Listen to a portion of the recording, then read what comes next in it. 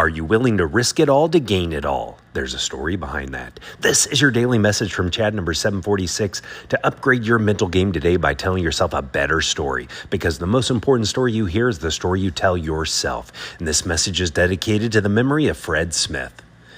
The gambling incident occurred on a Friday when FedEx was essentially out of money. There are two versions of what exactly they needed the money for, either $27,000 to meet payroll or $27,000 for fuel bills. Either way, without that money, FedEx would likely have to shut down operations by Monday. This was 1973. Federal Express had just started. It was hemorrhaging money and teetering on the brink of bankruptcy. The company was burning through cash at an alarming rate. Fred Smith had already exhausted his father's inheritance of around $8 to $10 million and was millions more in debt. In what can only be described as an act of desperation mixed with his characteristic refusal to quit, Fred took a few $100s to Las Vegas over the weekend. At the blackjack tables, he managed to win over almost $30,000, just enough to temporarily stave off bankruptcy and keep the planes flying for another week. This wasn't just luck or recklessness. It was emblematic of Fred's entire approach to building FedEx. Fred's father was described as having a certain amount of gambler's luck, and this trait seemed to be passed down to his son.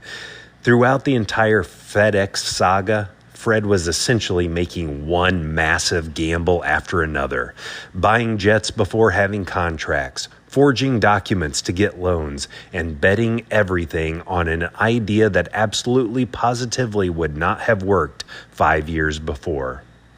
The Vegas story has become legend, but it's important to understand it in context.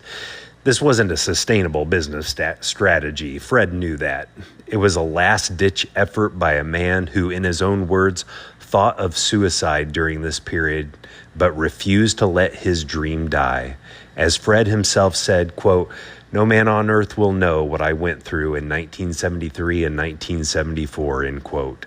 The story of Fred Smith gambling to save FedEx is one of the most audacious moments in business history, and it perfectly captures the desperate circumstances and sheer determination that characterized Fred Smith. Fred Smith died last week at the age of 80.